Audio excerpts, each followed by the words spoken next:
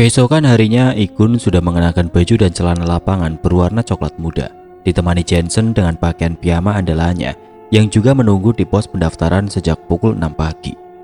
Ada dua hal penting yang Ikun tunggu pagi ini. Pertama, menunggu kedatangan timnya yang dibentuk kemarin. Kedua, menunggu Arman beserta orang tua pendaki yang hilang. Ikun mulai cemas kalau hari ini tidak sesuai dengan rencananya. Di mana mereka? Sudah hampir 1 jam nunggu, tapi gak datang juga. Keluh Ikun sambil duduk di tangga depan pos pendaftaran.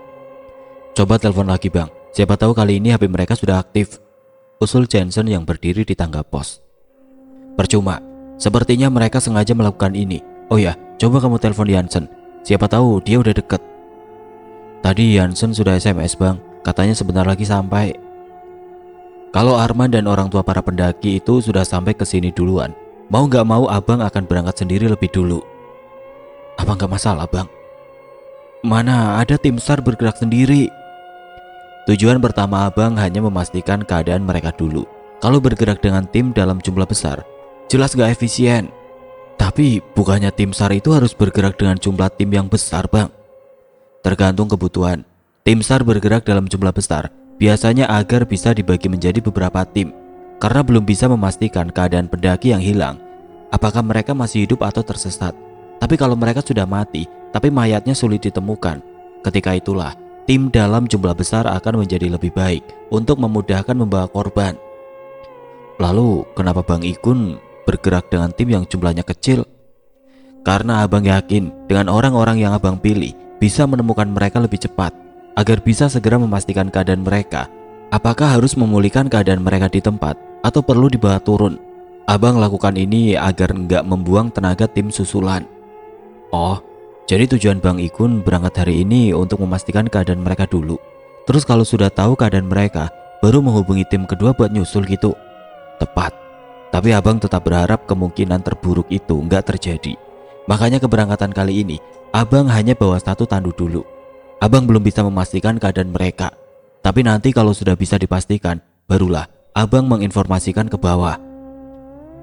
Jadi yang abang maksud plan B itu adalah menyuruhku membentuk tim susulan? Tepat sekali. Tapi untuk tim susulan, abang belum tahu jumlah orang yang harus dikumpulkan. Pokoknya nanti abang kabari beberapa orang yang harus kamu bawa ketika kami sudah sampai di atas. Kamu siaga komunikasi aja. Siap bang. Tidak lama Jensen datang bersama Arman dan orang tua dari Saprian, Anjar, serta Quinta. Yo men, sudah nunggu lama ya brother? Sapa Jansen yang turun dari mobil. Ia langsung mendekati Ikun dan Jansen yang sudah menunggu di depan pos pendaftaran. Terima kasih sudah membantu mereka sampai ke sini, kata Ikun. Arman dan orang tua para pendaki pun segera mendekat ke teras pos pendaftaran. Kun, maaf merepotkan, ujar Arman seraya memeluk Ikun. Sudah tugasku man, Ikun balas memeluk Arman. Oh ya, ini orang tua mereka. Ya, aku bersyukur mereka mau menerima ajakanku. Jadi gimana keadaan anak kami? Tanya Mami Saprian dengan wajah cemas. Kami masih harus memastikan keadaan mereka hari ini. Ibu dan yang lain bisa istirahat dulu. Nanti Jansen yang akan mengantar ke penginapan terdekat. Aku gak mau istirahat, soalnya udah bawa semua peralatan mendaki untuk mencari mereka, tolak Arman. Oke, kamu ikut aku dulu. Nanti aku jelaskan di jalan. Nah, setidaknya tolong ceritakan dulu bagaimana ini bisa terjadi, tanya Papi Saprian masih dengan nada khawatir. Nanti temanku Jensen bisa menjelaskan pada bapak dan ibu di mobil, jawab Ikun sambil menunjuk Jensen.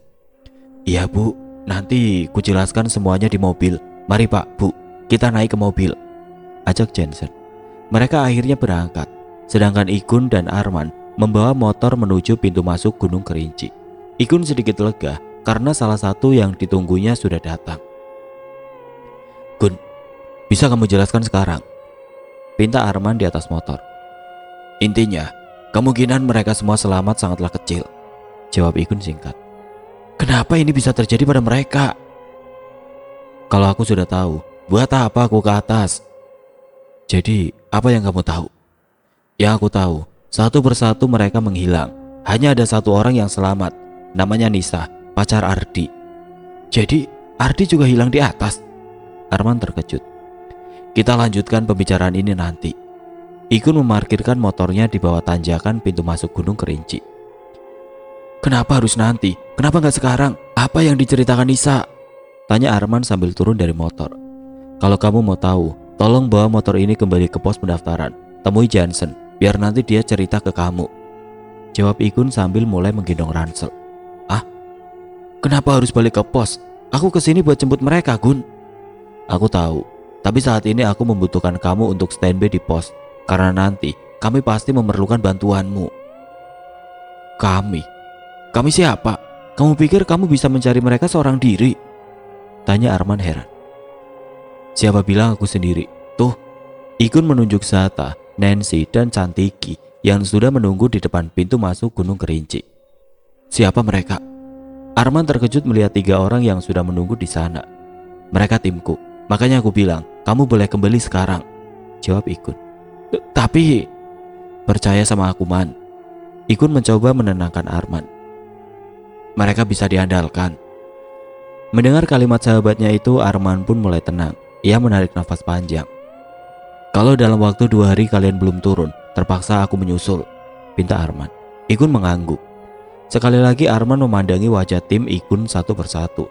Tidak lama kemudian, ia pun menghidupkan motor Ikun, mengendarainya, lantas melesat meninggalkan mereka yang ada di pintu masuk Gunung Kerinci. Baiklah, langsung saja abang jelaskan kenapa kalian abang kumpulkan hari ini, termasuk tugas kalian masing-masing.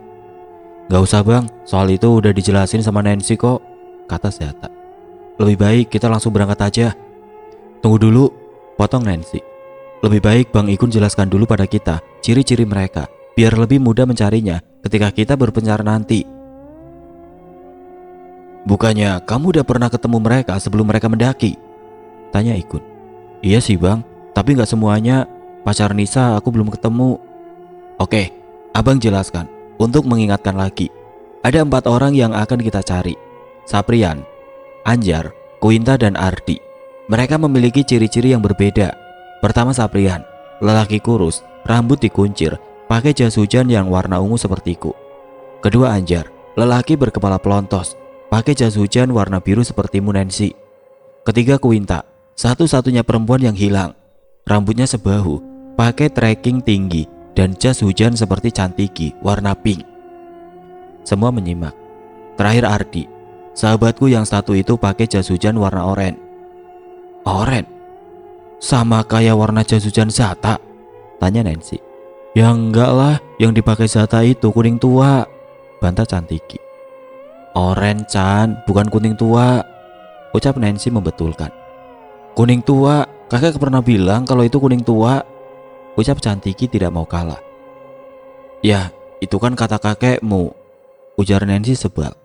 Sudah, kurasa penjelasanku cukup. Potong Ikun menyudahi pembahasan mereka. Saat pencarian, kalian gak boleh bergerak sendiri-sendiri tanpa perintahku, karena ketua di tim ini adalah aku. Zata, Nancy, dan Cantiki manggut-manggut. Oke, untuk mempersingkat waktu, langsung saja ya. Cantiki, karena instingmu sangat tajam, kamu paling depan. Nancy, kamu di belakangku ya. Tugas utamamu memberitahu secepatnya kalau ada hujan atau badai yang akan datang. Sementara Zata, sweeper, oke? Mereka semua mengangguk. Tim pun bergerak memulai pencarian. Beberapa jam berselang pukul 1, mereka tiba di pos 3. Setelah melakukan pendakian tanpa jeda, mereka memutuskan untuk beristirahat sejenak. Sekalian mengisi tenaga dengan mengkonsumsi logistik untuk memulihkan stamina yang sudah terkuras. Mereka melewati pos-pos sebelumnya tanpa istirahat demi mengejar waktu. Sudah pos 3, istirahat, teriak Ikun pada Nancy dan Zata yang masih di bawah. Oke, teriak Nancy menimpali. Ayo Zat, dikit lagi. Iya sabar, aku kencangkan tali sepatu dulu, balas Zata. Chan, ngapain di situ? Tanya Ikun pada Cantiki sambil mulai membuka logistiknya. Lagi ngeliatin tupai, jawab Cantiki enteng, matanya melihat ke atas pohon. Makan dulu Chan, mumpung lagi istirahat, ajak Ikun sambil berjalan mendekati Cantiki dan memberikan sebungkus biskuit. Ntar aja lah. Cantiki menerima biskuit pemberian Ikun, lalu memasukkannya ke kantong celananya. Ia malah berjalan mendekati tangga tempat mata air berada. Sampai juga akhirnya, ujar Nancy ketika tiba. Gak nyangka, Cepet juga kita ya, kata Zata dari belakang. Ya iyalah, kita kan ngejar waktu. Nancy berjalan ke tempat Ikun yang sedang duduk di atas sebatang pohon tumbang. Nih, udah disiapin 2 bungkus lagi buat kalian berdua, kata Ikun sambil menyodorkan biskuit. 5 menit berselang, Ikun beranjak dari tempat duduknya, berjalan menuju tempat mata air di bawah. Tiba-tiba Cantiki menghalangi langkah Ikun dengan sebelah lengannya. Stop, seru Cantiki. Ada apa, Chan?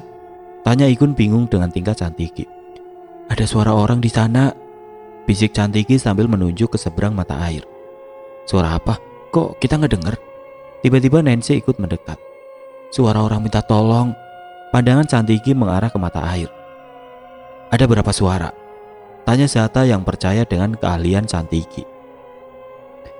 Ada 2 suara, tapi kayaknya yang satu bukan suara orang.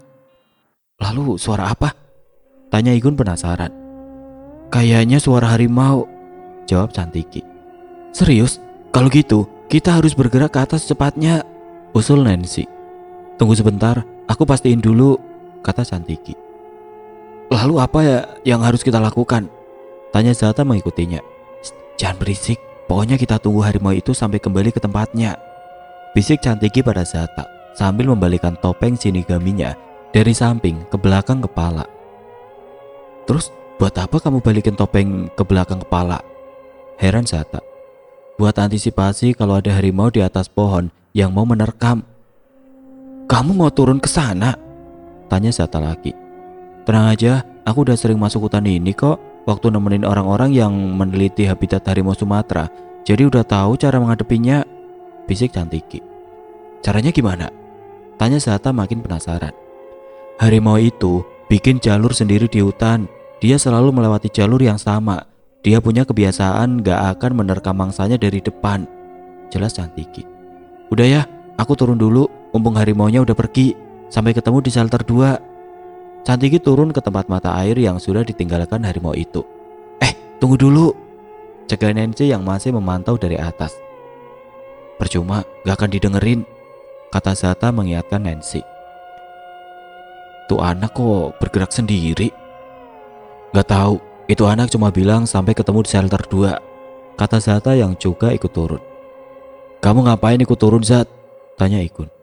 Ambil air minum dulu buat persediaan, sahut Zata singkat sambil melangkah pelan mendekati tempat mata air. Sampai ketemu di shelter 2, maksud anak itu apa sih? Tanya Nancy yang masih bingung dengan pesan Cantiki. Maksudnya, kita tetap melanjutkan perjalanan tanpa menunggunya di sini, jelas Ikun. Bang Ikun yakin itu anak bakal baik-baik saja? Tenang saja, abang gak akan ngajak dia kalau gak berani melepasnya. Tidak lama kemudian ketika Ikun dan Nancy hendak kembali ke pos 3, terdengar gema suara menakutkan dari kejauhan. Bang, denger gak? Itu berarti Cantiki dan Zata dalam bahaya, ujar Nancy panik. Tenang aja, itu anak udah tahu gimana caranya menjaga jarak dengan hewan itu. Pokoknya setelah Zata selesai ngambil air, kita tetap melanjutkan perjalanan ke atas sesuai usulnya, lalu nunggu di shelter 2. Di sisi lain, Cantiki berlari kencang meninggalkan Zata yang sedang mengambil air. Tanpa rasa takut sedikit pun, ia memasuki hutan dengan pengalaman yang dimilikinya. Anak itu tahu harus menghindari jalur yang selalu dipakai harimau. Menurut Cantiki, cara mengatasi kemungkinan terburuk dengan tidak memperdulikan bila ada harimau yang mengejar dari belakang. Terus lari tanpa menoleh sedikit pun ke belakang. Harimau bukanlah hewan tercepat, tapi ia mampu memangsa hewan lain yang lebih cepat darinya karena fokus terhadap mangsanya. Ketika dikejar harimau, haruslah fokus ke jalan yang dilalui. Jangan sampai terjatuh, lari dan terus lari ke tempat yang ada airnya, karena kecepatan harimau akan sangat berkurang di air, sekalipun ia bisa berenang. Cantiki terus berlari mencari suara seseorang yang minta tolong, sampai akhirnya ia tiba di suatu tempat. Dilihatnya seseorang sedang bersandar di bawah sebuah pohon. Ah, Mbak siapa? Tanya Ardi yang masih bingung dengan kedatangan Cantiki yang tiba-tiba ada di depannya. Orang yang akan menyelamatkan kamu, jawab Cantiki dengan senyumnya. Suara harimau terdengar lagi dari kejauhan. Suara itu, kata Ardi ketakutan. Tenang aja, harimaunya jauh dari sini kok. Itu cuma suara pantulannya saja, karena kita dalam hutan, jelas Cantiki menenangkan Ardi. 2 jam berlalu, tim Zata, Nancy, dan Ikun tiba di shelter 2. Mereka memutuskan istirahat sambil menunggu Chantiki. Itu anak mana ya? Udah jam 3 kok nggak nongol-nongol? Tanya Nancy. Abang nggak tahu. Udah berapa lama anak itu kesini. Tapi abang yakin dengan keahlian anak itu memotong kompas. Terlebih anak itu sudah mengenal hutan ini. Kita kesini kan bawa 2 HT. Kebetulan HT satunya lagi ada di Chantiki, kata Nancy sambil mengambil HT di pinggangnya. Coba hubungi dulu, kalau nyambung pasti itu anak dekat dari sini, usul Zata. Oke, HT dinyalakan. Chantiki monitor, posisi lagi di mana? Ganti. Nancy memonitor Chantiki. Masih belum ada respon. Mereka bertiga saling pandang. Nancy kembali memanggil. Chantiki monitor, posisi lagi di mana? Ganti. Tidak lama kemudian tiba-tiba ada suara masuk. Chantiki di sini, posisi di sayap kanan, ganti. Aku serius, Chan, keadaanmu gimana? Ganti. Keadaan padat merayap, ganti. Kamu sudah di lokasi, ganti. Kapal segera mendarat, ganti. Berapa lama lagi? Lagi turunin jangkar. Jangkarnya turun di mana? Ganti. Di depan kalian, ucap Chantiki sambil tertawa. Dari tempat mata air shelter 2, tiba-tiba Chantiki muncul di hadapan mereka bertiga sambil menuntun Ardi di belakangnya. Ikun? Ardi? Ikun langsung berdiri dan memeluk Ardi. Ia sangat senang melihat sahabatnya itu selamat. Kalian mau makan ya? Tanya Chantiki melihat Zata mengeluarkan peralatan masak. Iya Chan, jatah kalian berdua udah disiapin kok, balas Zata. Gak usah, aku udah makan biskuit tadi. Cukuplah buat ganjil perut sampai ntar malam. Makanannya kasihin buat temen Bang Ikun aja tuh, kata Chantiki sambil menunjuk Ardi. Oh ya Kun, aku mau nanya, kamu lihat calon istriku nggak? Cewek berambut keriting pakai jas hujan warna hijau, tanya Ardi pada Ikun. Nisa maksudnya, tenang aja, dia sudah selamat dan menunggumu di bawah. Ardi pun menceritakan apa yang telah menimpa mereka sejauh yang ia ingat. Tidak lama kemudian, temannya Bang Ikun makan dulu, kata Nancy memanggil Ardi. Iya, terima kasih. Ardi menerima mangkok yang disodorkan Nancy. Habis ini kita terus melanjutkan perjalanan untuk mencari yang lain, kata Ikun pada mereka. Ya udah, aku sama Chantiki duluan ke atas untuk memastikan. Nanti Nancy, Bang Ikun, dan Bang Ardi nyusul aja, ujar Zata. Kabari lewat HT ketika sudah di lokasi, pesan Nancy pada mereka berdua. Oke. Zata dan Chantiki pun meninggalkan mereka bertiga, lantas mulai mendaki. Anak itu siapa sih Kun? Kok aneh gitu kelihatannya?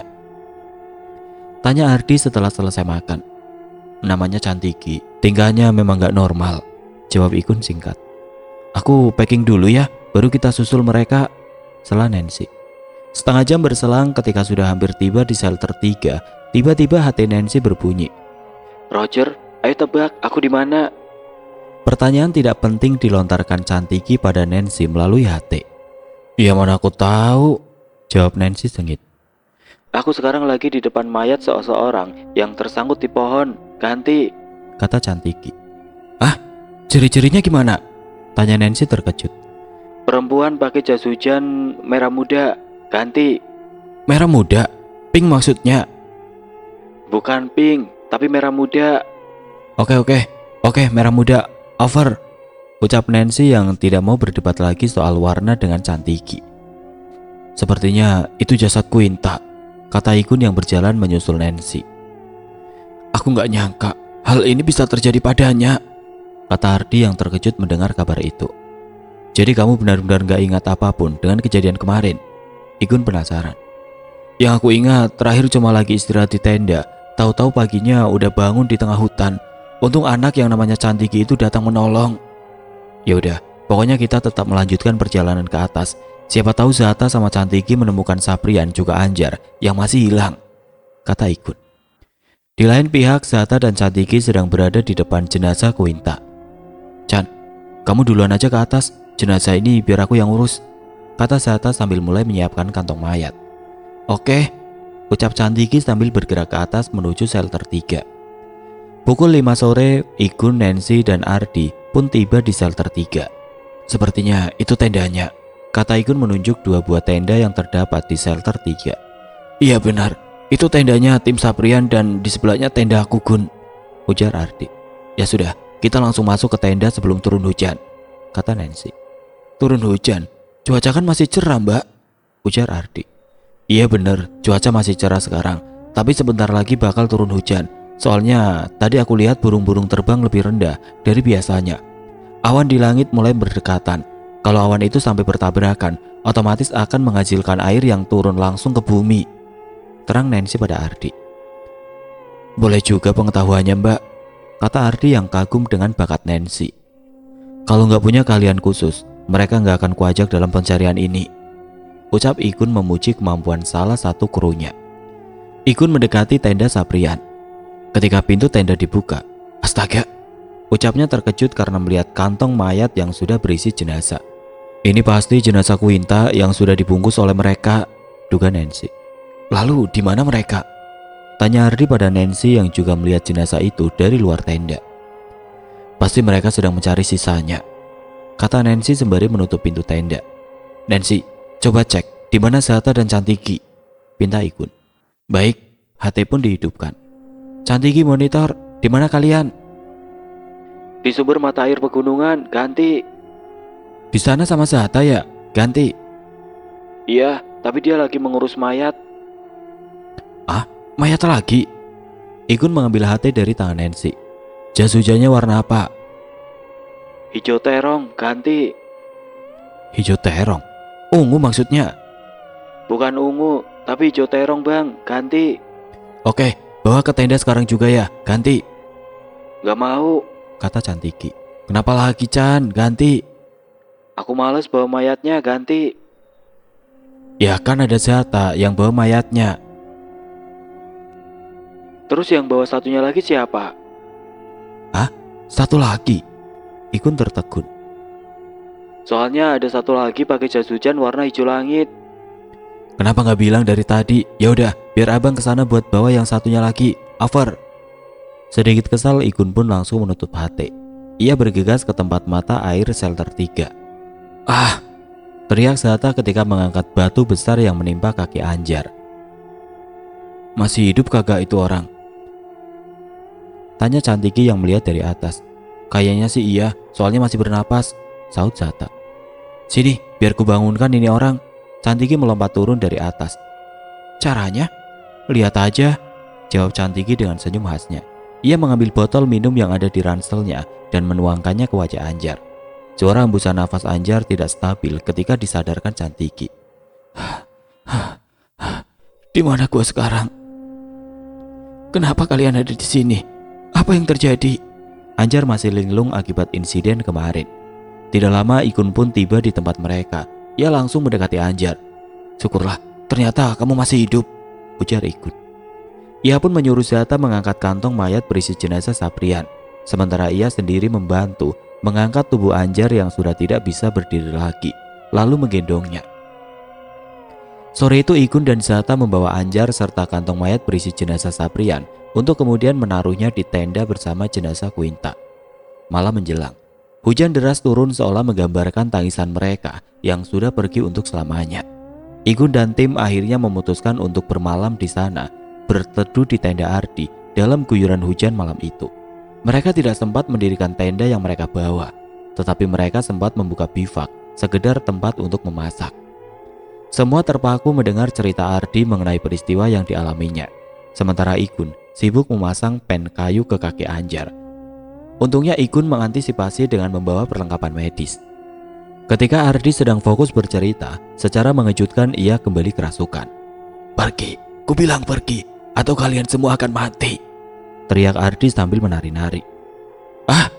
Nancy berteriak histeris karena melihat Ardi kesurupan. Ia berlari keluar tenda. Ikun sempat panik. Anjar pun hanya bisa diam melihat kejadian itu. Hanya Zata yang dengan cepat mengambil inisiatif. Chan, cepat keluar tenda, kejar Nancy, teriak Zata. Oke, kata Cantiki sambil berlari mengejar Nancy di tengah guyuran hujan. Zat, bisa kamu atasi ini? Tanya Ikun. Tentu, jawab Zata yakin. Mati, mati, kalian semua akan mati, teriak Ardi sambil tertawa seperti kuntilanak. Bek, Zata memukul wajah Ardi. Seketika Ardi pingsan.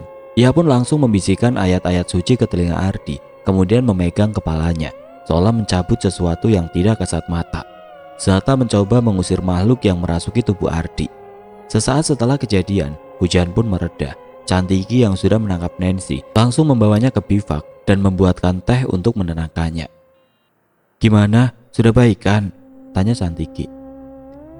"Iya Chan, makasih," jawab Nancy sambil menyeruput teh. Tiba-tiba Ikun tampak keluar dari tenda. "Gimana bang keadaan Ardi bang?" tanya Nancy pada Ikun. "Udah diatasi Zata, sekarang udah istirahat," jawab Ikun. "Lebih baik kalian berdua masuk, istirahat, biar abang dan Zata yang jaga di luar." "Abang yakin itu orang gak bakal kesurupan lagi?" "Tenang aja, aku yang jamin kok," kata Zata sambil keluar tenda. "Chan, ajak Nancy masuk sana, aku sama Bang Ikun mau buat api unggun." "Oke," kata Cantiki sambil menarik tangan Nancy, mengajaknya masuk ke tenda. "Ini habis hujan, apa kamu yakin mau bikin api unggun?" tanya Ikun pada Zata. "Tenang aja, kita bawa minyak tanah kok bang." "Kamu bawa tandu kan?" "Bawa bang." "Berarti kita cuma punya 2. Baiklah, abang mau ke atas dulu buat nelpon Jensen. Kita butuh tambahan 1 tandu lagi buat bawa Anjar." "Memangnya masih ada sinyal bang?" "Tenang aja, HP abang kan HP jadul," jawab Ikun sambil menunjukkan telepon seluler dengan ukuran besar berantena panjang. "Ya udah, aku mau cari ranting dulu buat bikin api unggun." "Halo bang, ada apa?" tanya Jensen melalui telepon seluler. "Iya Jan, kamu lagi di mana sekarang?" "Lagi ngobrol di rumah Bang Ikun sama Nisa, Bang Arman dan Mbak Lasmi." "Ya udah, langsung saja. Abang mau ngerepotin kamu. Malam ini kamu berangkat ke Kerinci sama Arman. Karena ada 3 orang yang harus ditandu untuk turun besok. Jangan lupa, bawa 1 tandu lagi ya." "Memangnya apa yang terjadi pada mereka bang?" "Nanti abang jelasin sama kalian berdua kalau sudah sampai sini. Oh ya, abang mau ngomong sama istri abang sebentar." "Baik bang." Jensen menyerahkan telepon selulernya pada Lasmi. "Halo, ada apa-apa?" "Berry sudah tidur belum ma?" "Sudah, barusan dia tidur." "Ya sudah, Papa tadi minta tolong Jensen buat nyusul malam ini sama Arman. Mama tolong siapkan keperluan mereka ya. Dan 1 lagi, titip Nisa." "Iya pak." Lasmi pun mengembalikan telepon pada Jensen. "Iya bang," kata Jensen. "Jan, kamu sama Arman berangkat malam ini juga ya. Soal peralatan, kalau ada yang kurang, nanti disiapin sama istri abang. 1 lagi, bilang ke Jansen, besok jemput orang tua Saprian dan yang lain. Jangan lupa jemput Nisa juga. Besok sore, suruh mereka nunggu kita di gapura pintu masuk Gunung Kerinci dengan 3 mobil ambulan. Bisa dimengerti?" "Ngerti bang, tapi nyari mobil ambulan 1 aja di sini kan susah, apalagi 3. "Kamu kan bisa menghubungi beberapa rumah sakit di Padang. Pokoknya, abang taunya ada 3 mobil ambulan ketika turun, paham?" tegas Ikun. "Paham bang, paham," ucap Jensen sedikit gugup. "Bagus, sampai ketemu besok pagi." Ikun mematikan teleponnya. Ikun pun turun dari punggungan bukit di atas tenda. Tapi ia terkejut melihat Anjar sedang duduk terdiam menatap api unggun yang sudah menyala. Tatapan Anjar benar-benar kosong. Melihat itu Ikun pun menegurnya. "Kenapa kamu keluar? Di dalam kan lebih baik."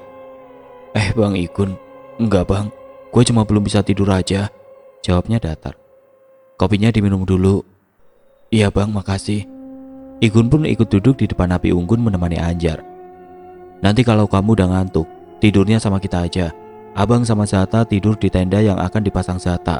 Kalau Zata udah selesai menyelesaikan ibadahnya," terang Ikun pada Anjar. Tetapi Anjar diam saja. Ia sedang memandangi Zata yang tengah khusyuk menjalankan ibadah di atas sajadah. "Kenapa kamu menatap Zata seperti itu?" "Orang yang pakai baju anggota Tipanas itu, orang yang aku hina tukang sayur dan minim pengalaman di gunung bang," sahut Anjar. Ikun pun menghela nafas. "Ingat gak, abang pernah cerita soal pendaki bernama Rizal Montana sehari sebelum kalian mendaki Kerinci?" Anjar menoleh. "Ingat, orang yang sedang kamu lihat itu anak kandungnya, namanya Zata, Zata Montana, anggota Tipanas kantor pusat yang lagi pulang kampung, menjenguk ibunya yang sakit. Mungkin saat kamu menghinanya sebagai tukang sayur, ia sedang menggantikan ibunya menjaga warung." Mendengar itu Anjar serba tidak enak hati. Ia merasa bersalah karena telah menghina orang yang tidak pantas dihina. Sebenarnya ia sangat malu atas apa yang sudah terjadi. Seseorang yang ia hina sebagai tukang sayur, ternyata orang yang menyelamatkan dirinya dari musibah ini. Orang yang awalnya ia pandang sebelah mata, ternyata orang yang syarat pengalaman. Bukan hanya di gunung, melainkan pengalaman menyelamatkan orang dalam setiap tugas di Panas. Sumpah, gua gak nyangka ini bisa terjadi, kata Anjar sambil menutup mukanya dengan kedua tangan. Yang penting, kamu selamat. Zata memotong percakapan mereka sesaat setelah mengerjakan ibadahnya. Anjar menoleh. Gua minta maaf bang, atas ucapan gua waktu itu. Ia menjulurkan tangan kanannya pada Zata. Gak minta maaf juga udah dimaafin kok. Zata menyambut baik uluran tangan Anjar. Oh ya Zat, abang mau kasih tahu. Nisa, korban pertama yang selamat dari insiden ini, sempat cerita. Waktu dia jatuh ke jurang, dia diselamatkan oleh seorang pendaki laki-laki memakai jas hujan warna merah. Kata Ikun menjelaskan. Terus? Katanya, dalam keadaan setengah sadar, pendaki itu menggendongnya dan meletakkan tubuhnya di bawah pohon depan pintu masuk Gunung Kerinci. Lalu, apa pendaki itu sempat bicara sama Nisa? Tanya Zata. Ya, sebelum pergi, pendaki itu bilang, kalau nanti bertemu dengan keluargaku, sampaikan pesan ini, tolong ikhlaskan aku. Setelah itu, pendaki itu kembali masuk ke hutan. Apa Nisa melihat wajah orang itu? Tanya Zata semakin penasaran. Ya, dan kamu tahu, katanya wajah orang yang menyelamatkannya itu mirip sekali dengan laki-laki yang ada di dinding foto rumahku. Laki-laki yang sedang berfoto dengan ayahku di puncak Kerinci, yang gak lain adalah ayahmu. Mendengar itu mata Zata pun terpejam. Tanpa sadar air matanya mengalir, membasahi pipinya. Meresapi rasa rindu yang mendalam akan pesan orang yang sangat ia nantikan kehadirannya. Sesaat, ia pun kehilangan kata-kata. Sebenarnya aku gak percaya bang, kalau arwah orang mati bisa menjumpai orang yang masih hidup. Bisa saja, itu makhluk halus yang menyerupai ayahku. Ucap Zata dengan nada terisak-isak menahan tangis.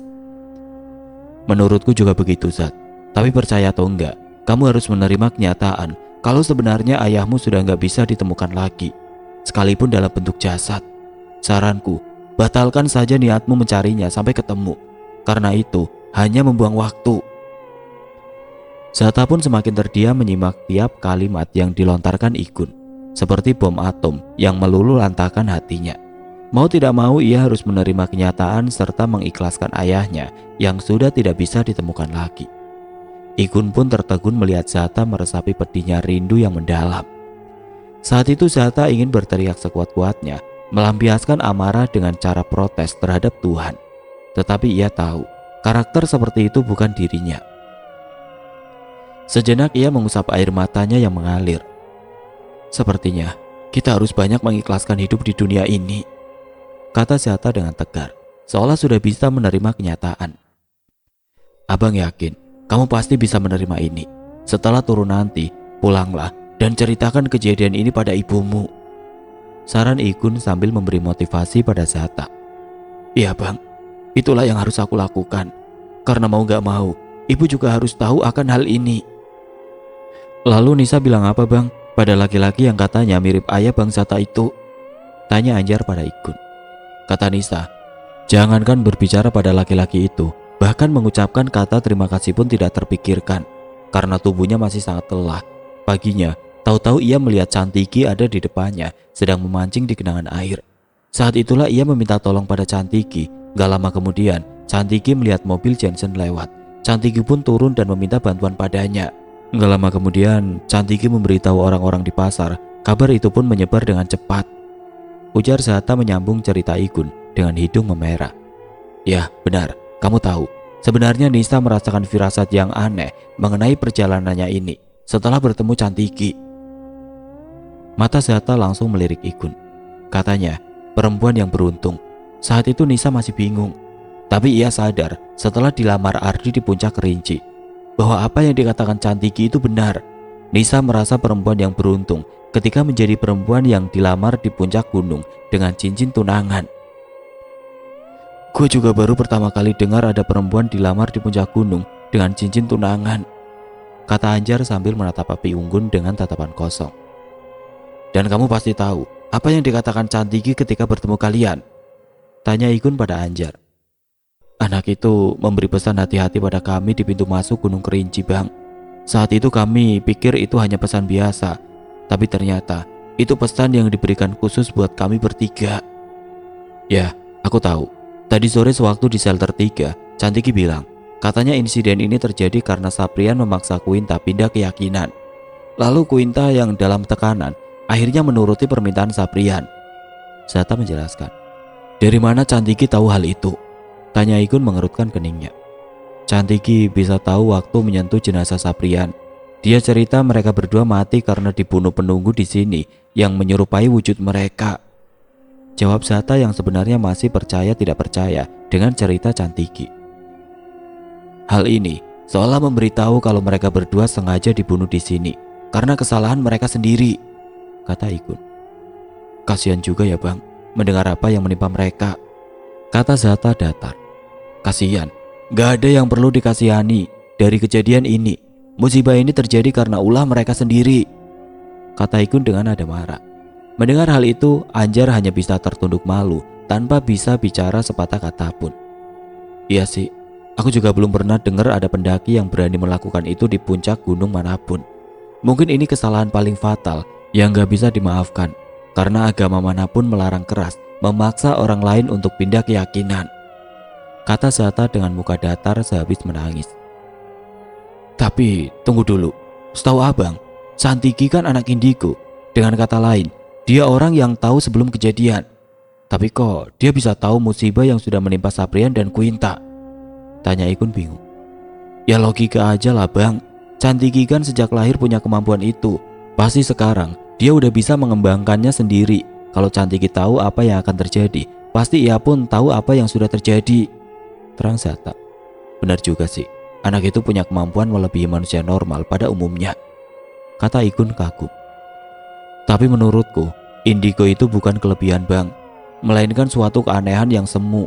Karena kalau dilihat dari segi agama, seorang anak indigo itu mendapatkan informasi dari makhluk halus yang menjadi temannya, atau informasi itu nggak semuanya benar. Zata menjelaskan pendapatnya. Jadi menurutmu, seorang anak indigo pun belum tentu bisa membaca masa depannya sendiri? Ya, sebagai bukti, 5 tahun lalu Cantiki nggak tahu kalau ia dan kedua orang tuanya akan mengalami kecelakaan waktu mereka berada dalam satu mobil yang dikendarai ayahnya Jensen dan Jansen. Saat itu mereka sedang dalam perjalanan pulang ke rumahnya. Untungnya Cantiki masih selamat dalam insiden itu, terang Zata.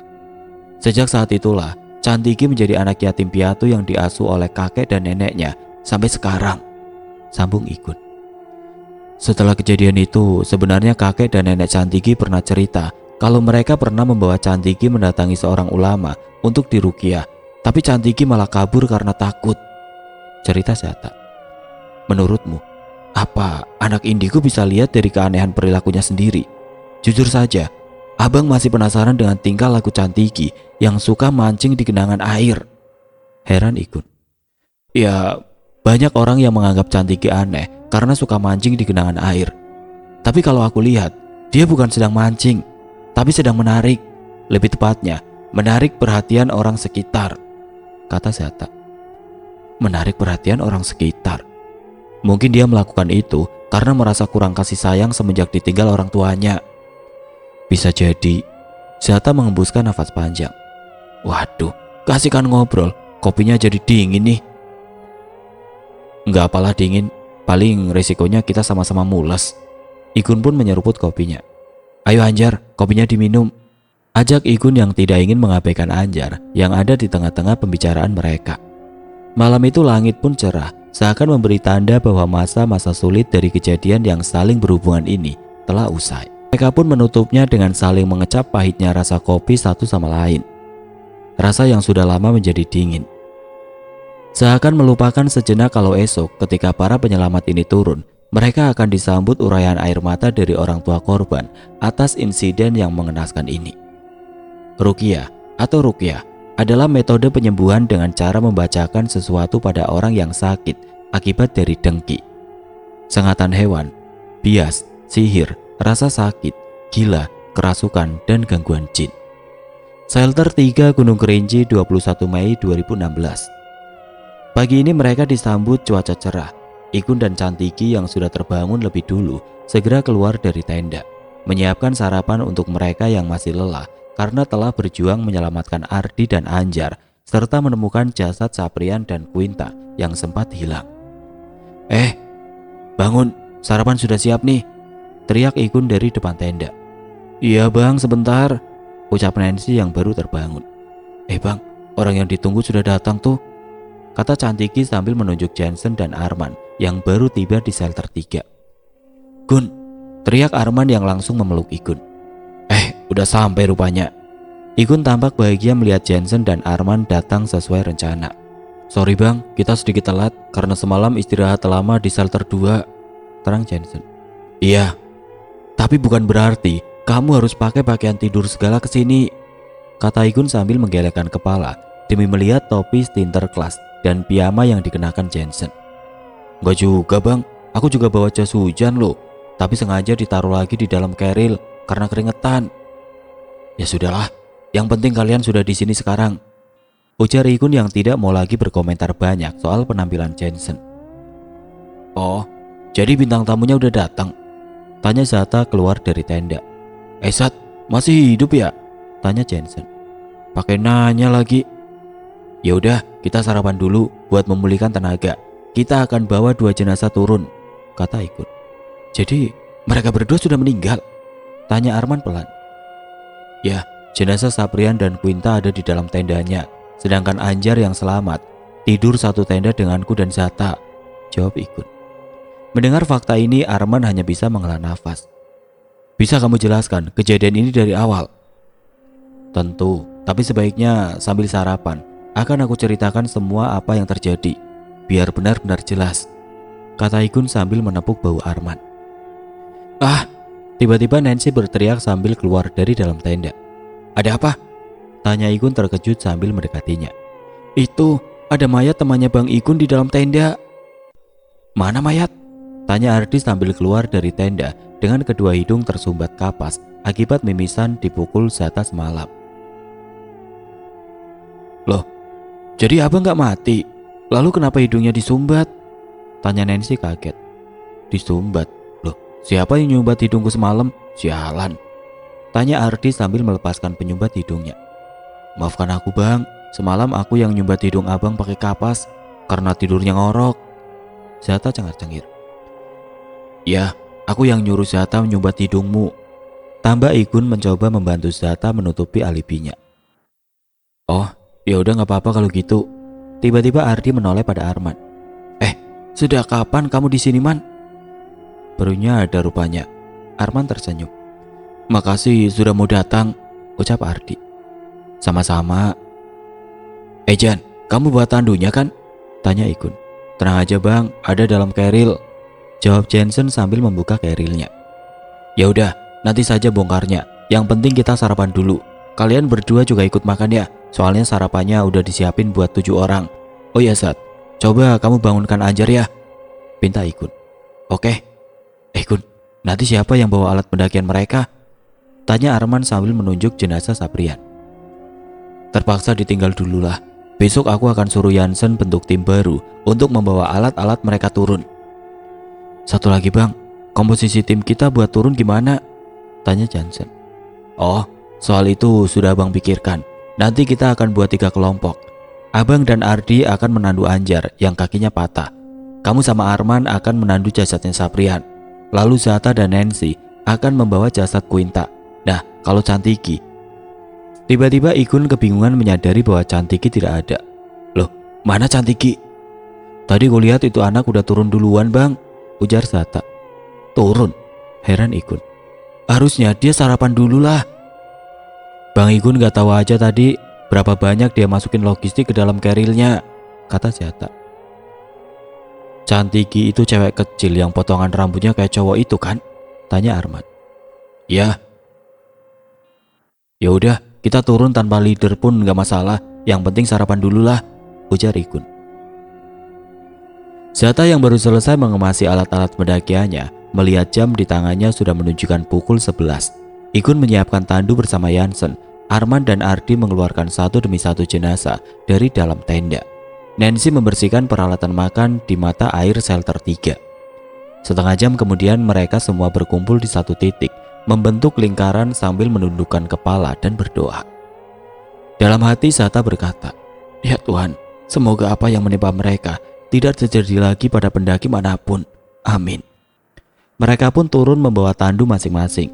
Singkat cerita, tidak ada lagi kejadian aneh yang menghambat mereka ketika menuruni atap Sumatera.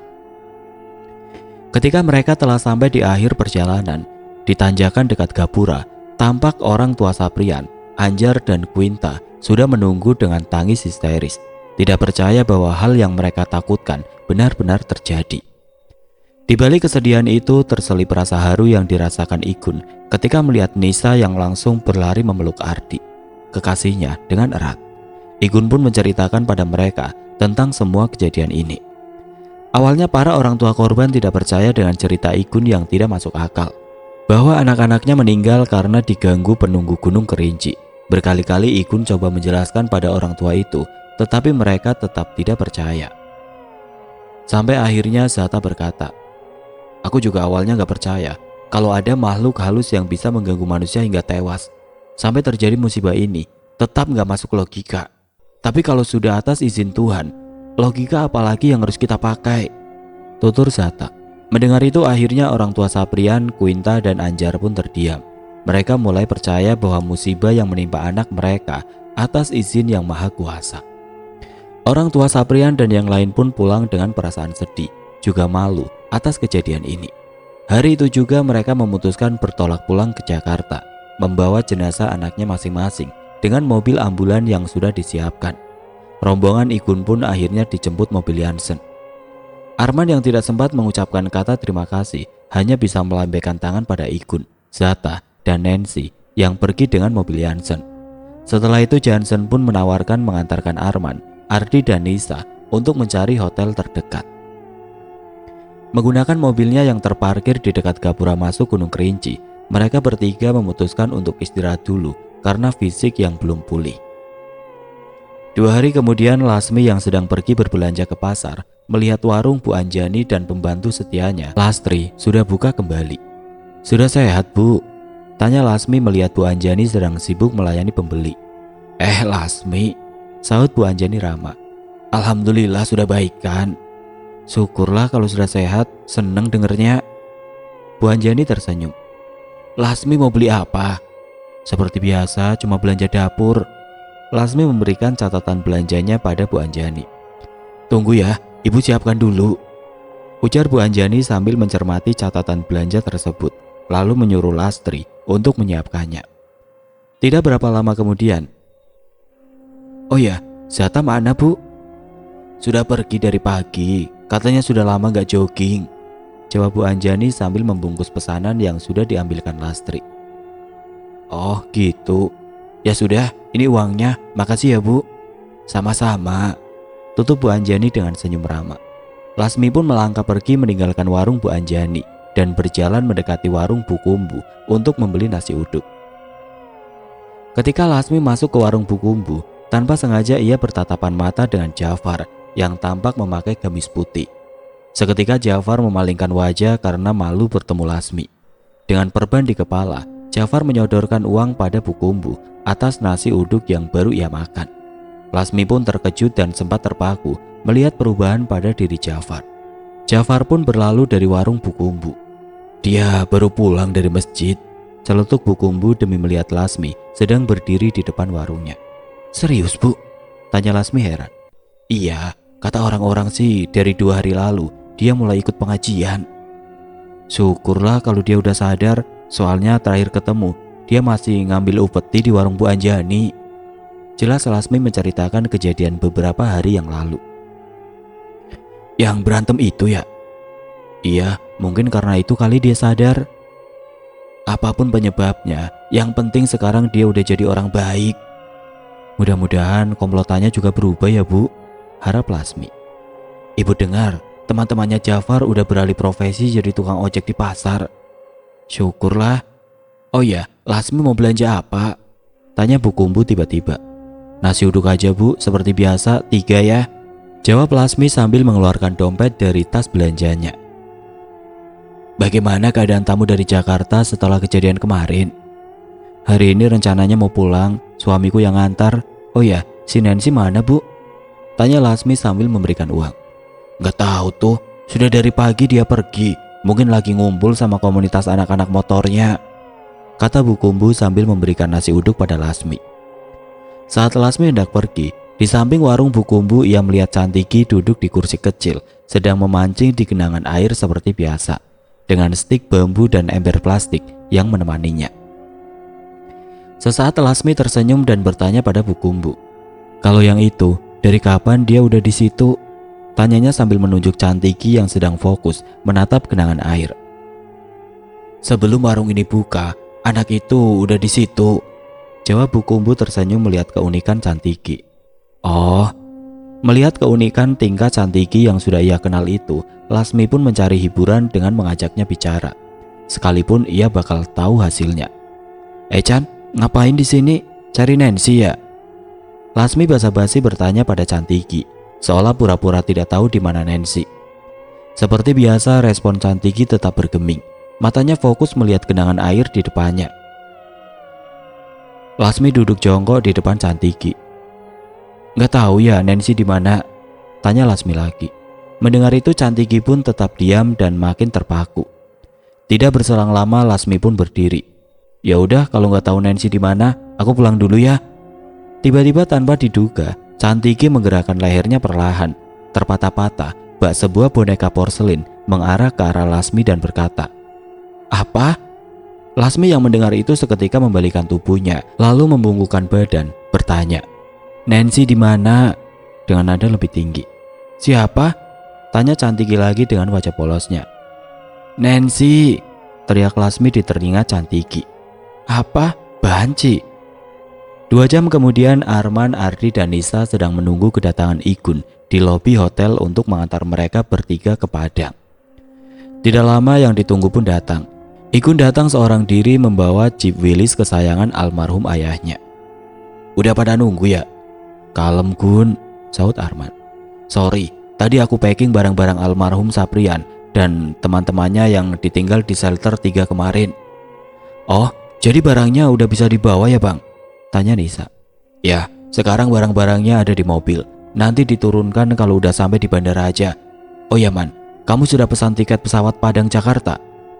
"Nanti aja Gun, kalau sudah di bandara aja." "Ya udah kalau gitu, kita berangkat aja yuk," ajak Igun. "Gun, nanti antar kita dulu ya buat ketemu teman-teman kamu yang kemarin menyelamatkan kita. Soalnya kita belum ngucapin terima kasih," pinta Ardi. "Sebenarnya aku sudah nyoba ngajak mereka ke sini biar ketemu kalian pagi ini, tapi mereka yang nggak mau. Kata mereka, bukan ucapan terima kasih dari kalian yang mereka inginkan." "Lalu apa?" tanya Nisa spontan. "Mereka hanya mengucapkan satu kalimat, 'Kenanglah kami.'" Mendengar kalimat itu, Arman, Ardi, dan Nisa sontak terdiam dan tersenyum. Igun membantu membawa keril mereka ke dalam mobilnya. Mereka akhirnya menaiki mobil dengan perasaan senang, bangga, dan haru karena sempat mengenal kawan-kawan di sini. Orang-orang yang telah mendedikasikan hidupnya untuk kemanusiaan, kampung halaman, terlebih untuk alam. Orang-orang yang tidak goyah walau dihina. Orang-orang yang pengalamannya sudah tidak diragukan lagi, tapi tetap rendah hati.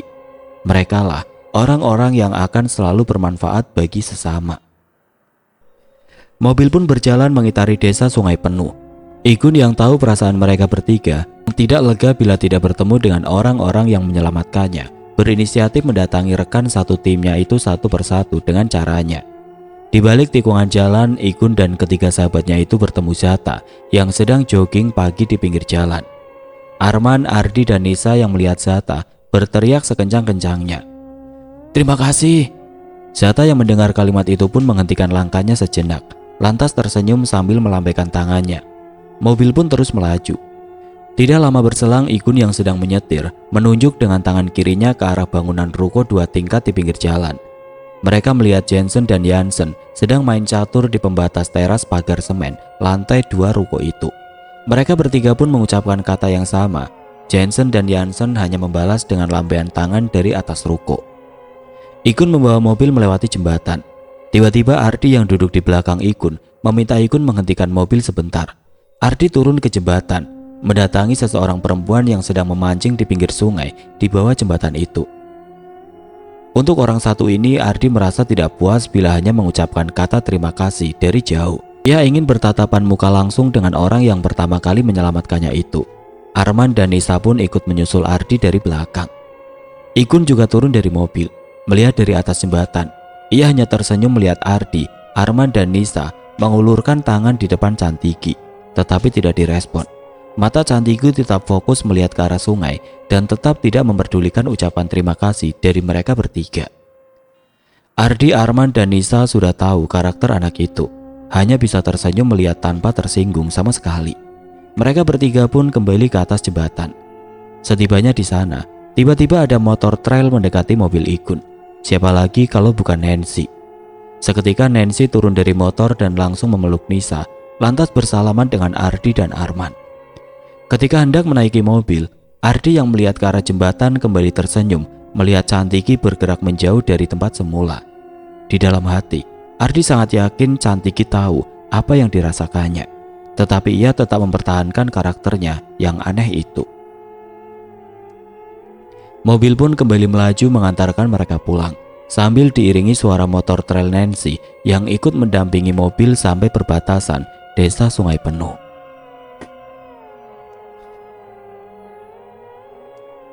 Oke teman-teman, sekian untuk kisah kali ini. Semoga apa yang sudah saya sampaikan dalam kisah ini dapat dijadikan pembelajaran untuk kita semua.